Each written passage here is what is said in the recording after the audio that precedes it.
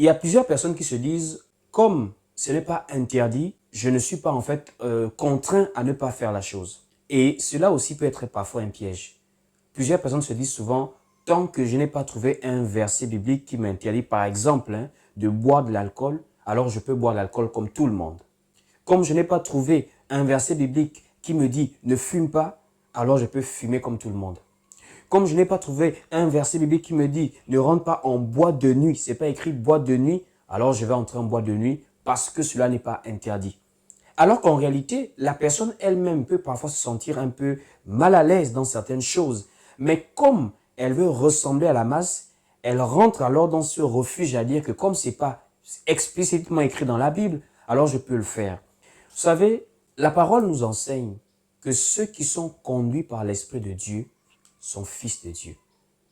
Voici pourquoi il y a des moments, quand nous évoluons dans notre vie de foi, nous commençons en fait à réaliser ce que le Seigneur avait dit dans le livre de Jean, lorsqu'il avait fait la promesse de l'Esprit Saint. Il avait dit, quand le Consolateur sera venu, l'Esprit de vérité, il vous convaincra de péché, de justice et de jugement. Ça veut dire quoi? L'Esprit de Dieu en nous nous amène à nous éloigner de certaines choses, même si parfois cela n'est pas explicitement écrit, mais le fait que nous avons maintenant une nature divine, une nature spirituelle, nous marchons maintenant par la parole de Dieu et que l'Esprit de Dieu est maintenant en nous, il y a des choses naturellement, on s'en éloigne. Voici pourquoi il ne faut pas tomber dans ce conformisme-là, à dire, bon, comme c'est pas écrit, je peux facilement le faire.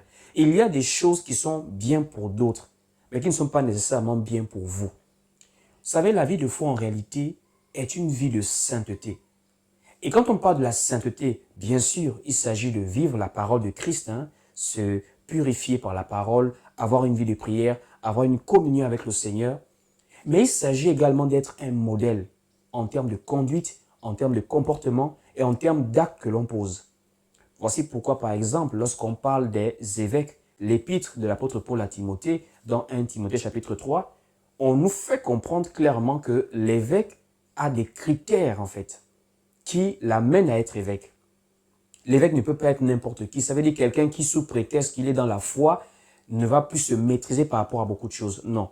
Un évêque, c'est quelqu'un qui doit être sobre, modéré, réglé dans sa conduite. Donc, en un mot, la sainteté se voit aussi même dans la manière de vivre. On parle de vie saine, une vie qui n'a pas trop d'excès, une vie exemplaire. Ça ne veut pas dire que la personne est parfaite, mais ça veut dire que la personne s'évertue à être au maximum un modèle pour les autres.